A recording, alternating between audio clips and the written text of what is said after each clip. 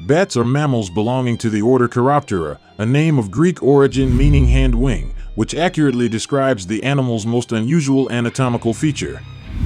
The order is divided into two suborders, the Megachiroptera, consisting of a single family, the flying foxes and their old world fruit and flower-eating relatives, and the Microchiroptera, composed of the rest of the bat families, some 17 in all.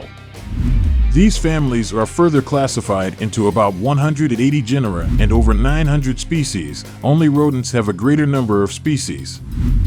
Hello and welcome to KYC News. Please don't forget to subscribe and hit the bell icon.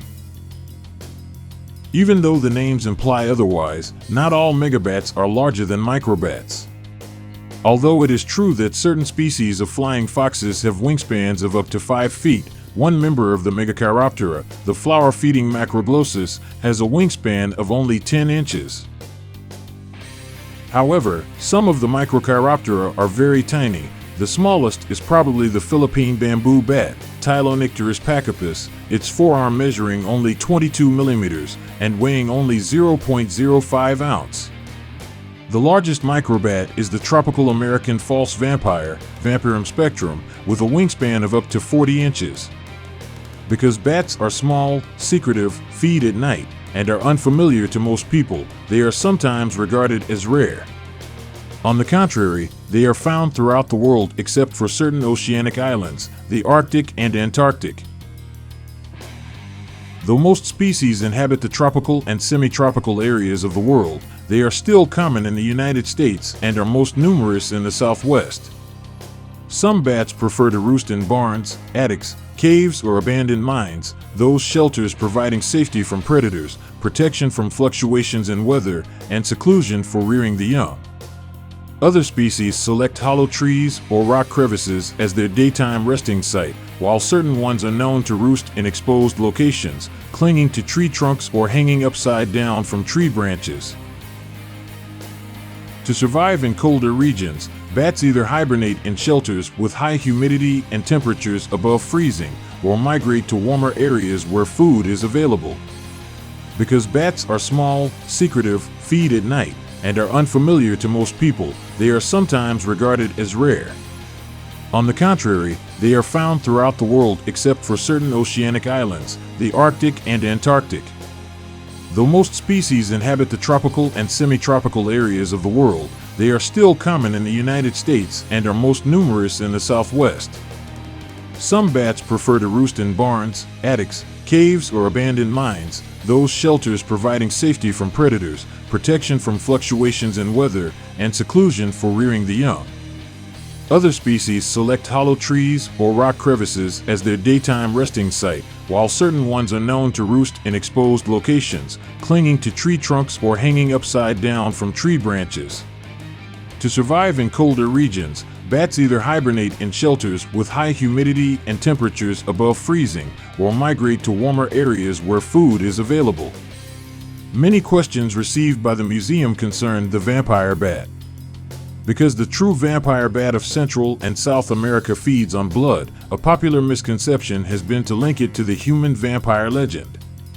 The Eastern European tale of a vampire, a corpse that came back to life and sucked blood from the neck of its human victim, dates back to the Middle Ages. In fact, there are no vampire bats native to Europe or Asia. They were not even known to exist before the 1500s when explorers visited the New World and observed their unusual eating habits.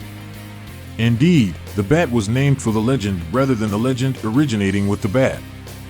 The vampire bat feeds mainly on the blood of cattle, horses, and wild mammals such as deer and peccaries. It seldom bites humans. When feeding, it chooses to land near a hairless area of thin skin, perhaps the hoof or shoulder of the animal, hop or walk cautiously to a likely spot, lick it, then make a small incision and lap the animal's blood. The harm from such bites arises not from the amount of blood lost, which is relatively small, but rather from the exposure of the livestock to secondary infections, parasites, and the transmission of viral-borne diseases such as rabies. Among young bats, mortality is high. Some fall from the roof of their shelter and are not able to climb back. Some succumb to disease or parasites. However, they do grow rapidly and are able to fly in about 3 weeks. Once the hazards of youth are over, bats enjoy a relatively old age, some reaching the age of 20 and in one documented case of a brown bat, to 30. Certainly they attain a longer lifespan than other mammals of similar size such as rodents that live for only 1 or 2 years. Rabies occurs naturally in many wild animals. Actually, a higher incidence of the disease is found in skunks and foxes than in bats. In the United States, the rate of occurrence is so small, barely a fraction of a percent, that there is very little danger to humans. Though experiments have shown that theoretically rabies is a virus that can be airborne or transmitted through contact with infected bat urine, there is not one documented case of a human contracting the disease this way. Bat bites of humans are uncommon, and rabies in humans resulting from such bites is extremely rare. But bats can harbor the rabies virus and, therefore, should be handled with caution. The greatest incidence of rabies occurs in the large vampire bat populations found in South America. Here the danger is not so much to the human population but rather to the livestock exposed to bat bites. In South America, a major economic problem existed when large numbers of cattle were lost to rabies and infection. An effort to control and eradicate the vampire bat was initiated in 1968 by the Agency for International Development in cooperation with the Mexican government. The U.S. Fish and Wildlife Service was assigned the task of studying its habits to obtain some clues for its control. Using several different methods of nighttime surveillance, observation of the bat's grooming behavior provided the answer. Bats are extremely clean, sometimes grooming, licking, and scratching themselves for hours. The vampire bat, in particular, grooms both itself and its neighbors intensively. A paste-like anticoagulant poison that causes internal bleeding in the bat was smeared on likely areas, fedlocks, or shoulders of cattle that had been bitten. Vampire bats usually return to their victims for more food, so when they attack again, they come in contact with the poison. Back at the roost in the process of grooming, they ingest and spread the poison with the subsequent death of a large percentage of the colony. The treatment is specific for the vampire bat. No other species is affected, and the anticoagulant does not appear to hurt the livestock even when injected directly into the stomach. At the present time, the poison is being used successfully in Mexico, Central and South America. In many species, the males and females roost separately except when mating. In migratory species, mating occurs in the fall and winter. The female stores the sperm until spring when ovulation and fertilization occur. In May or June, the females congregate in large colonies and give birth.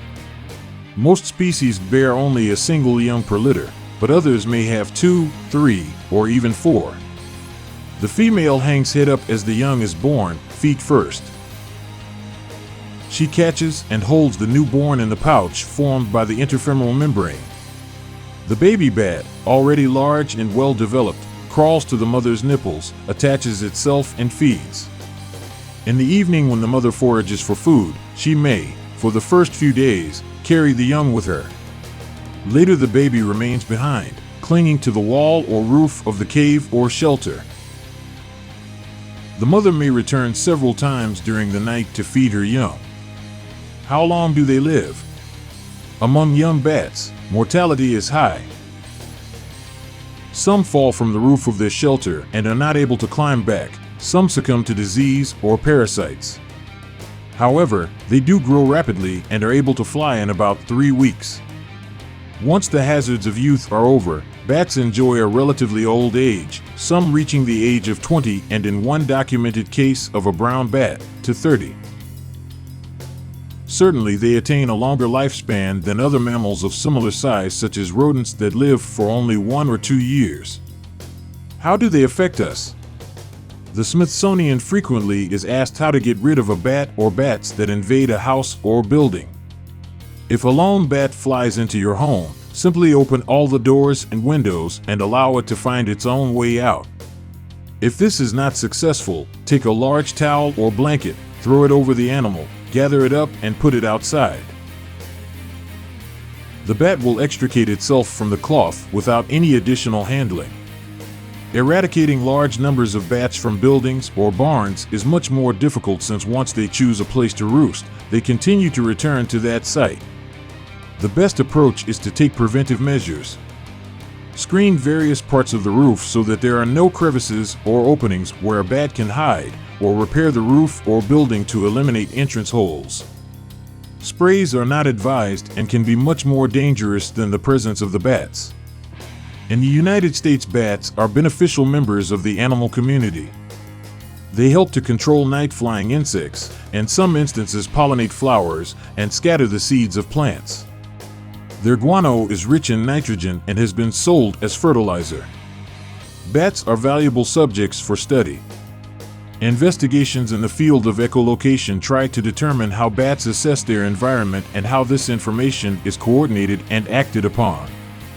What we learn about bats may help us understand similar physiological processes in man. In time, as we learn more of the bat's biology and habits, perhaps we can also adopt new attitudes that allow us to accept this soft furry creature as a natural part of our surroundings and have a greater appreciation for the role it plays in contributing to a healthy ecosystem.